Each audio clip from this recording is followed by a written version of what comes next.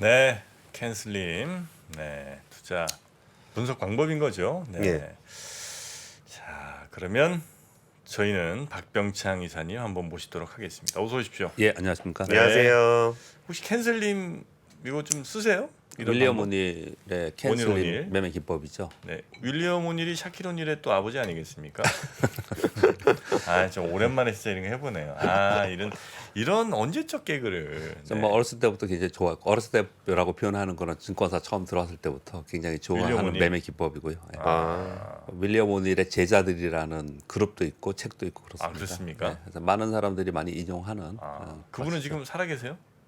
돌아가셨나요? 돌아졌죠. 예. 옛날 제가- 분이군요. 예, 옛날 분입니다. 저도 그 증권 기자 초짜 할 때 윌리엄 오닐 책 추천 받아가지고 공부하고 그랬었어요. 아, 그렇습니까? 예, 예. 한번 좀 읽어보면 좋겠군요. 네, 제가 전에 대우증권에 있을 때 교보 오기 전에 대우증권에 원래 대우증권에 있었는데요. 그 직원들을 한 50명 해서 대우 과천 연수원에서 캔슬림을 4주 그러니까 2달간, 그러니까 8주간 공부를 한 적이 있었어요. 그래서 계속 공부하면서 거기에 맞는 종목을 검색해서 우리 검색 엔진이 있거든요. ATS에 다 네. 찾아가지고 주말에 같이 보고 뭐 이랬거든요. 결과는 굉장히 좋았습니다. 아, 그렇습니까? 그런데 이제 모든 지표들이 그런데 이제 과거의 데이터를 가지고 하잖아요. 예. 그 캔슬림에 보면은 분기별 어닝이나 그리고 기별 어닝 이런 것들이 과거의 데이터를 하잖아요.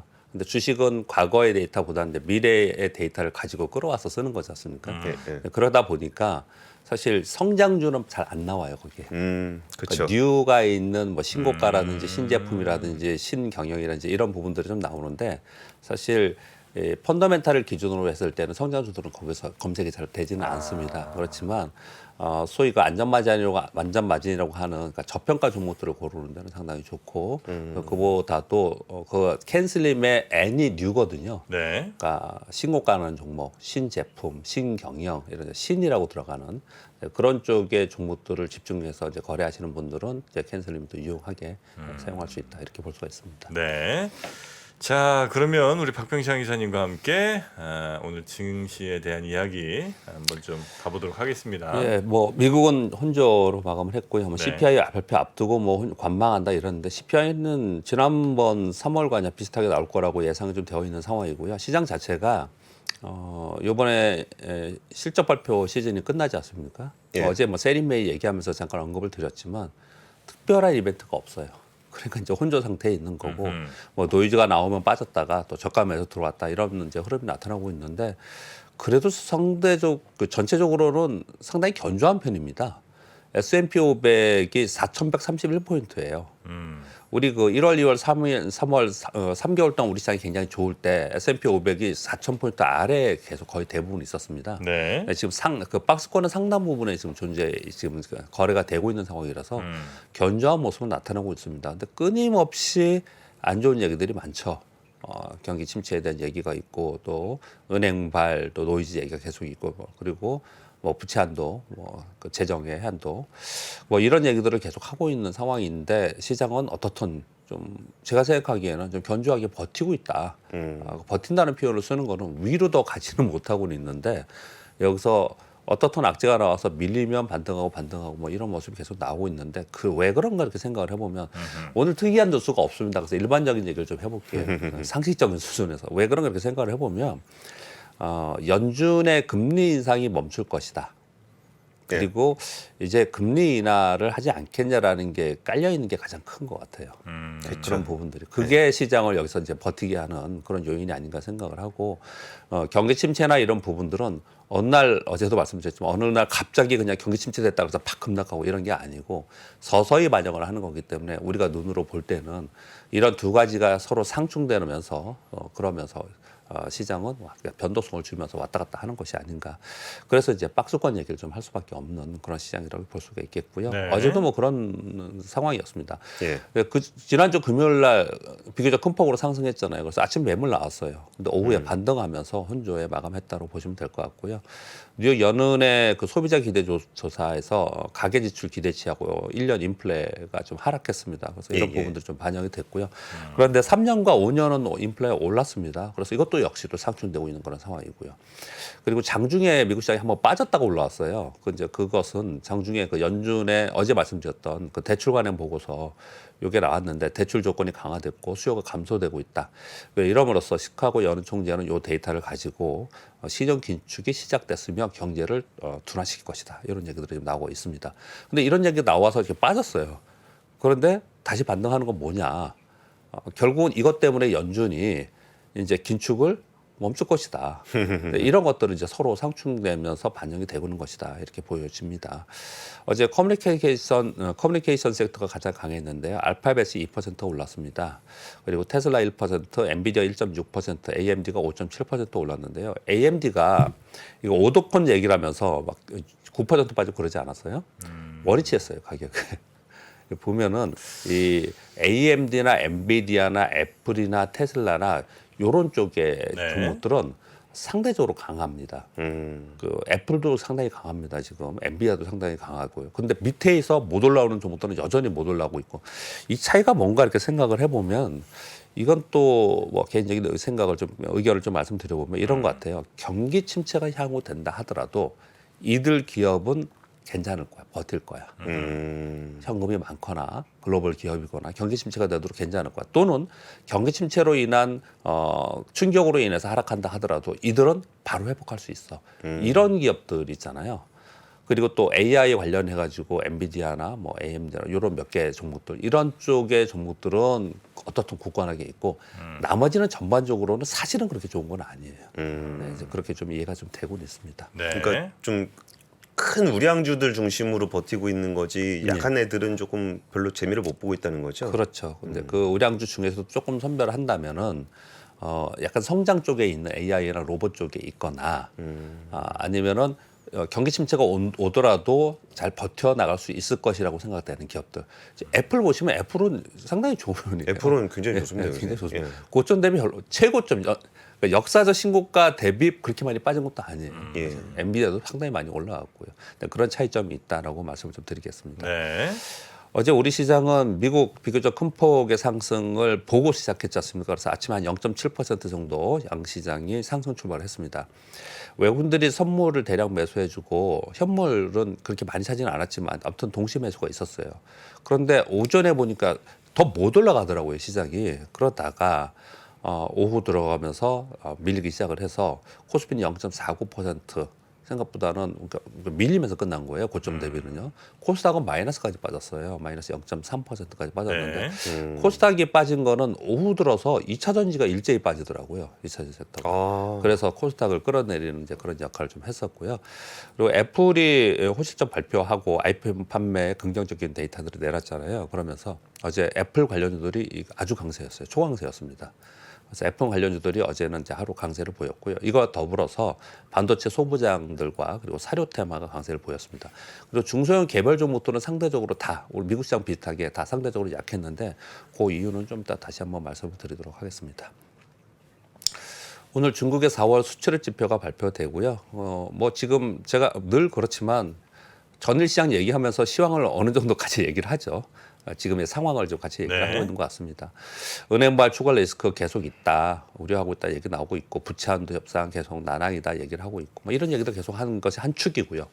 또 한 축은 연준의 긴축 사이클이 종료되는 것을 기대한다.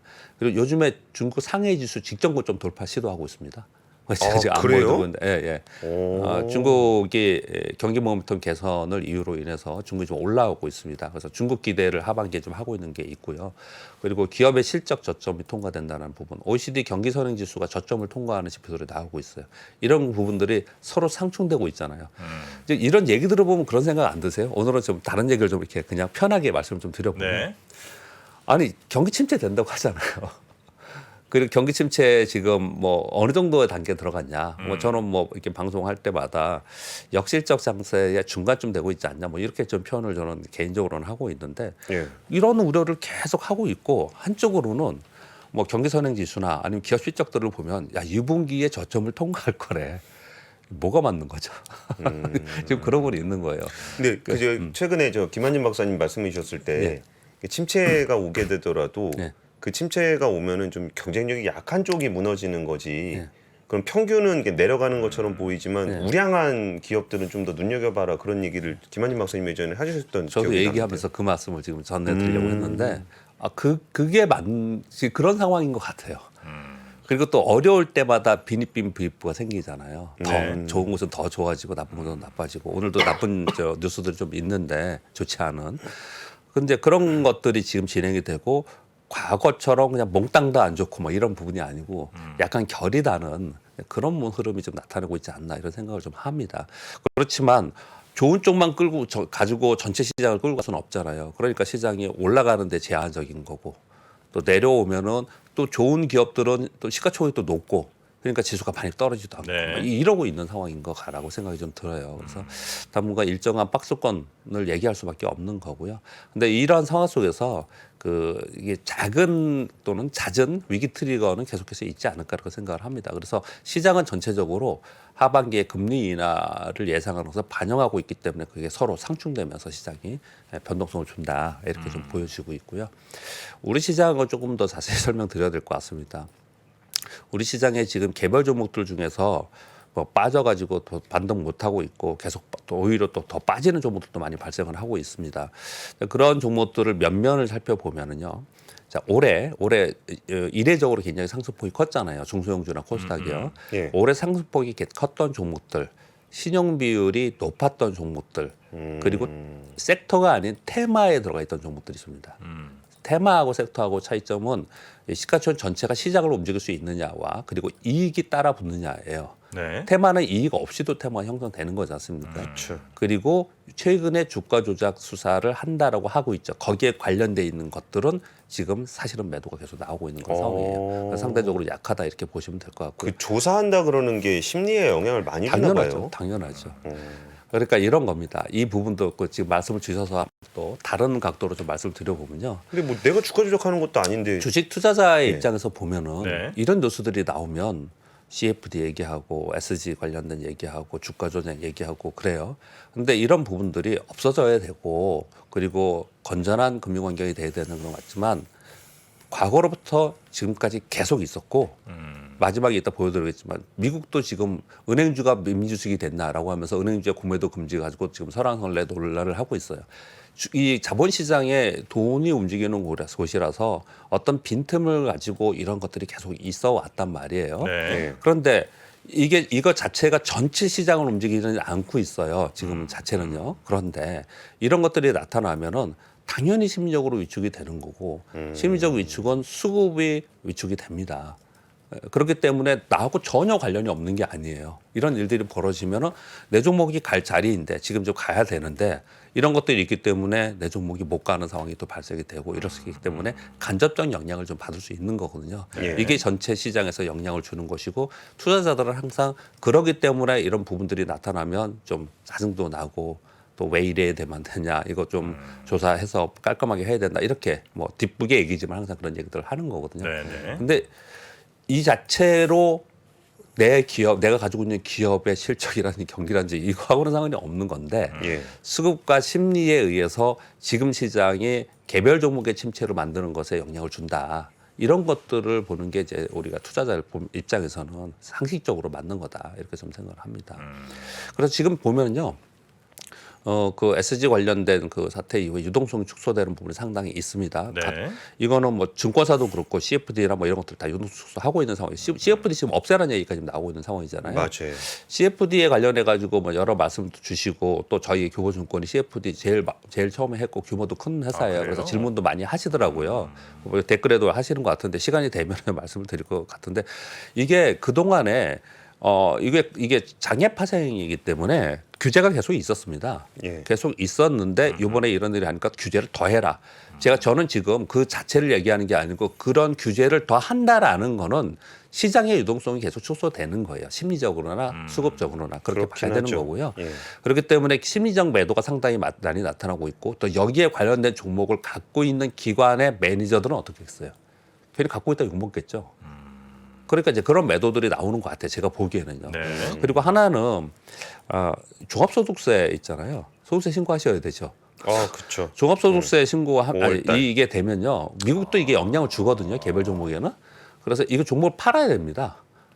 자기 보유 종목을 좀 팔아서 보통은 팔고 세금을 내는 경우가 굉장히 많아요. 어느 정도 좀 소득이 네. 있는 분들 같은 예, 경우에 예, 예. 이런 부분들이 영향을 좀 전체적으로 주기 때문에 상대적으로 개별 종목보다는 대형주가 어제도 보시면 조금 안정적인 구간으로 좀 들어가서 대형주 중심으로 좀 움직이고 코스피가 더 약했다. 네. 이제 그 설명을 드리는 거예요. 지금 구간이 그런 구간이라는 표현을 드리고 있는 거고요. 그리고 이제 중소형주들은 따로 이제 실적 발표라서 개별 등락이 나타나는데 그러면 앞으로는 대형주가 가고 중소형주는 계속 안 좋고 여러분들이 맨날 궁금해하시는 2차전지 안 좋고 그럴 것이냐? 저는 그렇게 보지는 않아요. 네, 과거 2015년과 저는 비슷하게 생각을 하는데 전체 지수가 향후 경기에 대한 우려를 가지고 있고 경기 둔화, 침체까지 얘기를 하고 있는 상황이기 때문에 지수의 전체적인 흐름이 강하게 올라갈 수 있는 대세 흐름으로 갈 수 없다고 생각하거든요. 그러면 분명히 박스피로 또 들어갈 거고 예. 박스피로 들어가고 있는 그런 과정 속에서는 상대적으로 개별 종목이 움직일 수밖에 없어요. 그래서 올해 초에 이런 현상이 많이 나타난 것이라고 생각을 하거든요. 앞으로도 여기서 벗어나지 못할 거라고 생각하기 때문에 어떻든 수익을 내기 위한 시장의 자금들은 종목별로 접근을 할 가능성이 상당히 높다. 그래서 요 구간이 그런 구간이기 때문에 제가 요 얘기를 지금 하고 있는데 이건 시간이 필요하다. 일정 기간이 지나고 심리적인 안정이 되고 수급이 정상화 되는 과정 속이 되면은 아마도 다시 한번 또 개별 종목장이 될 수밖에 없는 시장이 아닌가 이렇게 생각을 하는데 데일리로 제가 방송을 하지 않습니까? 네. 지금은 상대적으로 이러한 심리적인 부분이나 여러 가지 면으로 봤을 때 상대적으로 대형주가 좀 안정한 구간으로 들어가서 요즘에 보면은 자동차주나 오히려 전기전자 대형주나 네네네. 뭐 이런 것들이 상대적으로 좋아요. 주가를 보면 그렇게 좀 이해하시면 될 것 같습니다. 네. 자, 근데 오늘 뉴스를 좀 가져온 게 지금 시장이 뭐 주춤주춤하니까 또 걱정의 뉴스들이 굉장히 많습니다. 그냥 그런 거 몇 가지 말씀드리겠습니다. 일단 기재부에서 조선비즈의 발 뉴스인데요. 1월부터 3월까지 국세가 작년 동기비 24조 원이 감소됐는데 이렇게 가다가는 연간으로 약 50조 원 정도의 세수 부족 가능성이 있다. 네. 이제 3월까지만 봤기 때문에 아직 뭐 이게 추정이기 때문에 뭐 앞으로 더 들어올 수 있고 어떻든 간에 그래서 지금 뭐 미리 재추계해야 되는 단계까지 아니다라고 생각을 하지만 그래도 자칫 이 세수 조정 타이밍을 놓칠 수 있다. 그래서 경계해야 된다. 이런 뉴스들이 좀 나오고 있는 상황이에요. 이런 게 우리 투자자들은 아까 그거 얘기한 거랑 연결해서 말씀드릴게요. 왜 중요할까요? 우리 투자자들은 당연히 시장은 무조건 유동성을 보고 가야 되거든요. 예, 예. 유동성이 풍부하면 시장의 지수도 오르고 저 종목도 오르고 내 종목도 오르고 이러는데 시장의 유동성이 줄어드느냐 늘어나느냐 이게 중요한 거거든요. 그러니까 왜 금리 인상기에 시장이 하락을 할까요? 유동성이 축소되는 효과를 갖기 때문에 그러는 거지 않습니까? 그래서 결국은 이런 내용들이 계속 나온다는 거는 시장의 유동성 자체가 축소된다라는 걱정을 한다. 이런 부분들 좀 말씀을 드리겠고요. 두 번째 뉴스는 현대차 엔솔, LG 에너솔루션은 GM과 합작 1공장 운영 중인데 지금 2, 3공장 짓고 있잖아요. 근데 현대차 그룹은 지난번에 SK온과 합작 공장 설립 발표를 했습니다. 근데 이번에 다시 뭐 그전부터 나왔던 얘기인데 이번 달 말경에 미국의 배터리 공장을 확정한다라는 뉴스가 좀 나오고 있고요.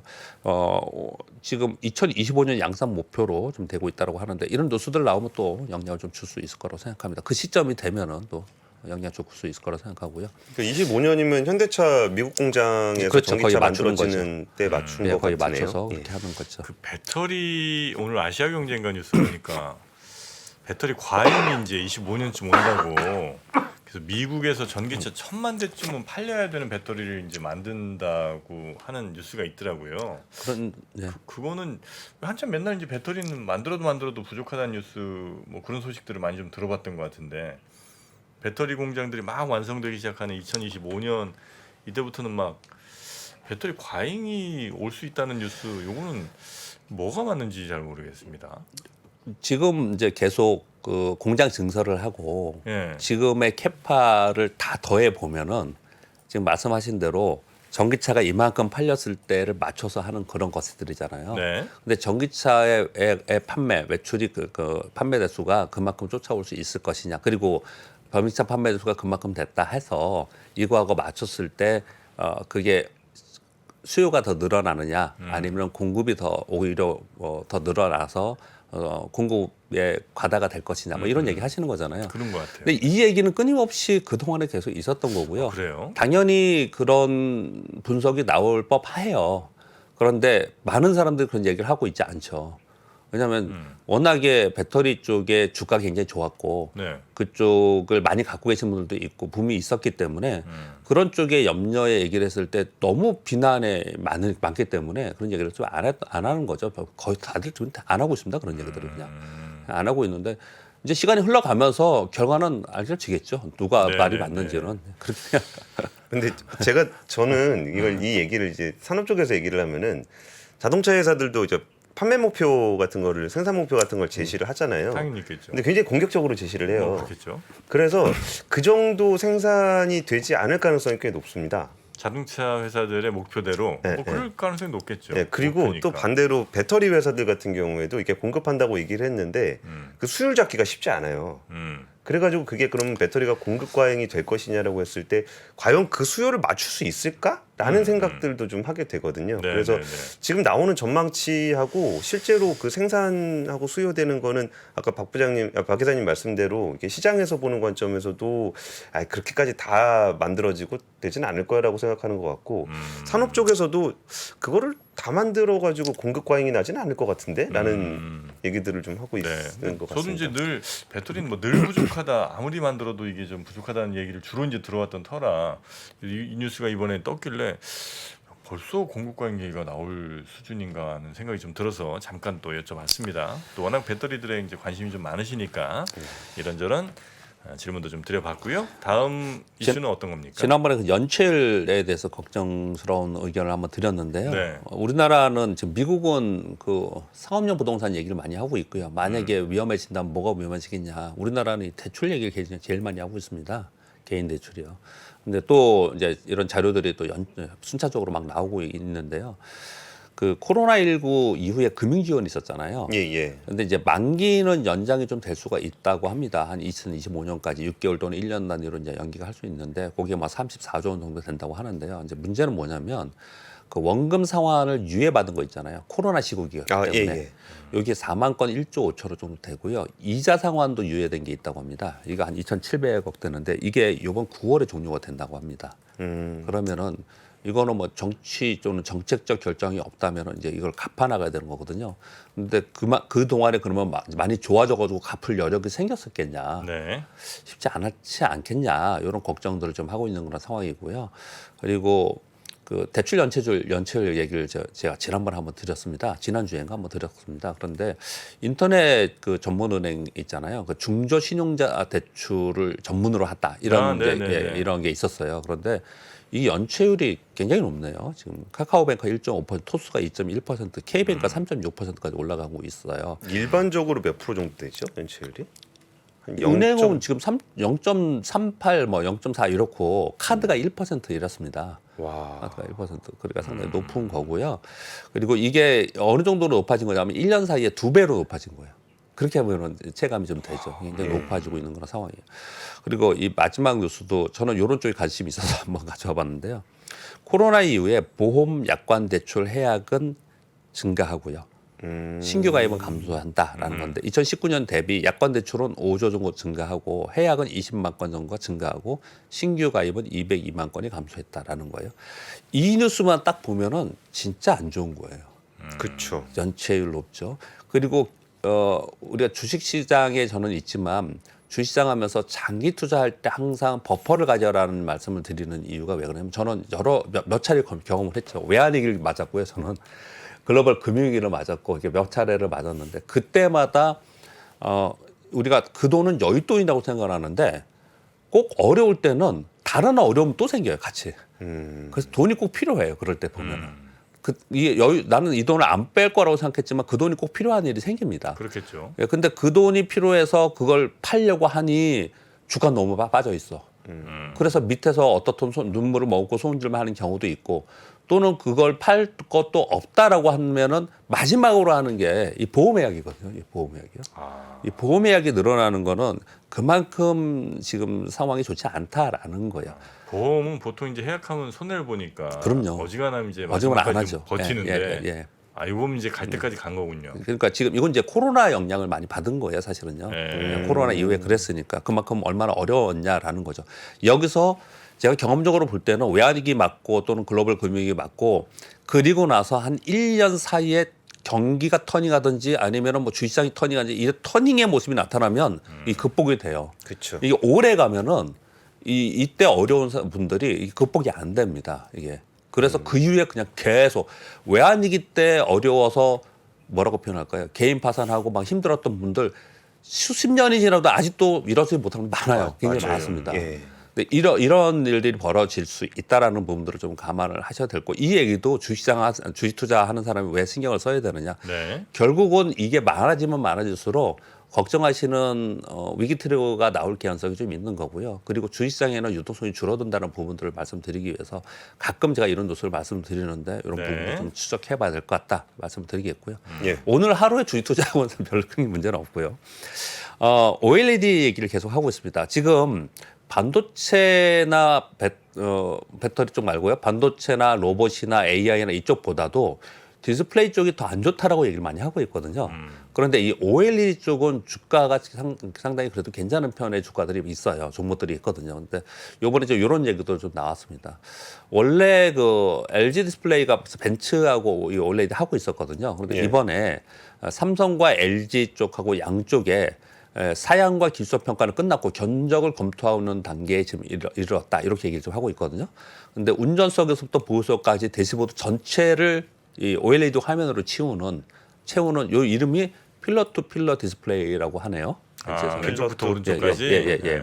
근데 이게 좌우가 길죠. 그리고 곡선으로 휘어져야 되기 때문에 OLED가 필수적이라고 합니다. 그래서 만약에 이게 선적이 되고 이러면 여기에 나타나면 뭐 테마나 아니면 섹터에도 영향을 주겠지만 전체 시장에 영향을 줄 가능성은 좀 있습니다. 어떻든 벤츠가 먼저 시작을 하면 그럴 가능성이 있기 때문에. 정프님 논평 한번 주십시오. 요거요? 자동차 전문가로서 잠깐 필러 뭐, 투 예. 필러 OLED가 필요할 것인가? 요거는 저는 좀 과잉이다. 왜냐면 이게 한 화면으로 가면 예. 이게 불량 도트 하나 생기거나 아니면 뭐 선 하나 살짝 뭐 나가거나 뭐 저 여러 문제들이 생길 수 있잖아요. 예. 한 번에 갈아야 되거든요. 한 판을. 너무 비싸지는 거죠. 와, 그렇겠죠. 그러네요. 그래서 얼마든지 우리가 그 비슷한 효과를 주면서도 두 개로 나눠서 쓸 수 있거든요. 소프트웨어로 충분히 가능하니까 그렇게 하면 되니까 거의 뭐 그 끊어지는 선 없는 것처럼 보이게 할 수도 있으니까 그렇게 하면 되지. 굳이 그걸 한 판으로 해야 되냐? 나는 그건 좀 이건 잘못된 선택이다라고 이제 개인적으로 보고 있습니다. 물론 이제 이게 처음 적용되는 게 그 마이바흐부터 적용을 해서 뭐 도마는 분들이 뭐 그런 거 생각하겠니 뭐 이럴 수도 있지만 예. 아무리 도마라도 점 하나 잘못 찍었는데 이거 한 판 가는데 600만 원인데 이건 좀 오바잖아요. 네, 그래서 요거는 저는 썩 좋은 전략은 아닌 것 같다. 자동차 회사 입장에선. 그 일반적인 자동차의 관점으로 말씀 주시는 거고요. 네. 저는 그냥 주식시장 관점으로 말씀드리는 거고요. 시간이 좀 돼서 짧게 말씀드리겠습니다. 석유화학 시황이 부진하잖아요, 지금요. 그래서 대규모 정기 보수에 들어간다라는 얘기들 계속 있습니다. 그래서 작년 10월에 현대케미칼이 에틸렌 공장 준공했는데 아직까지 가동을 못하고 있다고 합니다. 업황이 너무 안 좋아서. 그래서 하반기 완만한 회복을 기대한다고 하는데 전체적으로 근데 원래 보수에 들어가요, 봄에. 유화업체가 보수에 들어가거든요. 그런데 지금 업황도 안 좋아서 또 장기 보수 들어간다 이런 얘기를 좀 하고 있습니다. 그리고 중국 바이두에서 자체 스마트폰 공개한다. 라는 뉴스가 나왔습니다. 블룸버그 관련 뉴스가 나왔는데요. 그 바이두에서 두어라는 그 인공지능 대화형 인공지능 서비스하는 스피커가 있거든요. 요거나 그리고 AI 챗봇도 지금 개발하고 있잖아요. 이런 것들을 탑재한 스마트폰을 선보일 것이다. 그렇습니다. 이거 좀 궁금하네요. 어떻게 나올지. 구글 픽셀폰 되는 거 아닙니까? 어제 정프로님이 맹 비난을 했던. 예. 궁금하네요. 바이두 두어. 예. 두어. 이게 쉽지 않다고. 근데 이제 이런 거 같아요. 이게 성공하고 안 성공하지 않고를 떠나서요. 앞으로 휴대폰에 이런 것들이 다 탑재해서 들어오는 휴대폰들이 이제 더 훨씬 더 나오겠죠. 이제 우리 그 지금 안드로이드 폰이나 갤럭시나 애플에서 이런 것들이 그렇게 되지 않을까 생각을 많이 합니다. 네네네. 미국 아까 저 잠깐 시황에서 말씀드렸던 미국의 공매도 금지를 두고 논란이 많습니다. JP모건에서 은행주 요번 급락 배후에 공매도가 있다. 당국에서 공매도 일시 중지 검토 및 주가 조작 조사를 착수한다. 백악관에서 이런 백악관에서 한 얘기입니다. 건전한 은행에 대한 공매도 압력을 모니터링하겠다. 우리 상식은 되게 웃기죠. 우리가 용산 예전에 이제 지금 용산으로 해야겠죠. 용산에서 공매도 세력 모니터링 이런 얘기 우리는 안 하잖아요. 그런데 이제 미국은 주식시장 굉장히 중요하게 생각을 하죠. 그래서 공매도를 통한 시장 조작 가능성에 대한 조사를 착수한다 이런 게 있거든요. 이 뉴스를 왜 가져왔냐면요. 미국의 지금 은행주나 치황도 이게 연관이 있지만 미국은 마치 이런 거 없는 것처럼 진짜 효율적 시장처럼 맨날 얘기를 하잖아요. 그렇게 얘기를 하잖아요. 선진시장이고. 예, 그렇게 얘기 많이 하지 않습니까?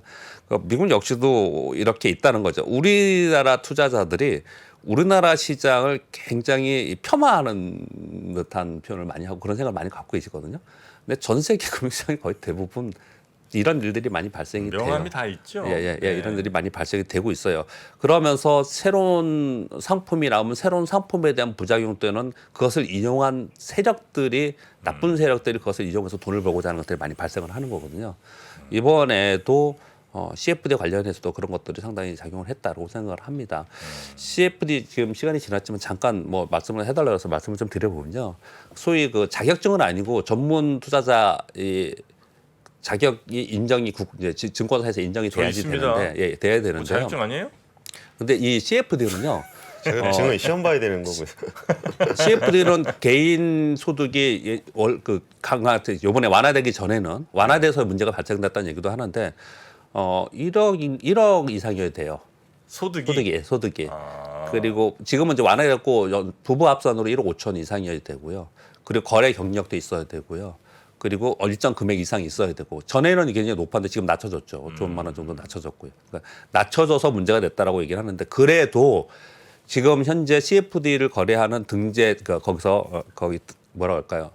등재라고 표현하고 이걸 하겠다라고 한 등록한 전문 투자자가 몇 명이나 될 것 같습니까? 저는 굉장히 많은 것 같아요. 4천 명 정도뿐이 안 됩니다. 4천 명이요? 예, 4천 명 정도입니다. 예. 그거밖에 안 돼요. 네, 그렇게 많지 않아요. 이 사람들은 원래 CFD를 처음에 했을 때는 CFD는 매도도 할 수가 있었어요. 그리고 원래 CFD를 했던 이유 중에 가장 근본적인 이유가 뭐였냐면은 CFD에서 우리 저거 있었잖아요. 예전에 매매 차익 거래. 규제 예. 전에 4천 명이었다는 말씀. 그러니까 규제 완화하기 전에 4천 명이었다는 말씀이신 것 같은데요. 예. 예. 그리고 우리 매매 차익에 대한 이익에 대한 네네네. 세금 뭐라 그랬죠? 뭐라 그러지? 갑자기 생각이 안 나네. 매매 얘기하다 차익에 보니까. 대한 이익. 양도세. 양도소득세. 양도소득세. 예, 양도소득세. 예, 그리고 양도소득세가 아니고 대주주 양도소득세가 아니고 주식 양도소득세를 이제 하겠다라고 계속 그랬었잖아요. 금융투자세. 예. 그랬잖아요. 근데 이 CFD는 거기에 안 들어가 있거든요. 파생 상품이니까. 예, 파생 상품이기 때문에. 그래서 매도를 할 수 있고 세금 문제도 관련되어 있고 그래서 시장에 오랫동안 있었던 전업 투자자이면서 돈도 좀 많고 완전 전문 투자자들이 했던 거예요. 이걸 했던 거예요. 근데 그걸 이용해서 작전 세력이 이걸 한 거지 않습니까? 네. 어떤 것들을 제가 비호하거나 걸렸던 게 아니고 그냥 진짜로 이걸 했던 사람들은 그냥 우리 일반 투자자하고 달라요. 자산도 있고 경험도 있고 그리고 세금을 회피하고자 이런 것도 했고 이런 사람들이 굉장히 많았습니다.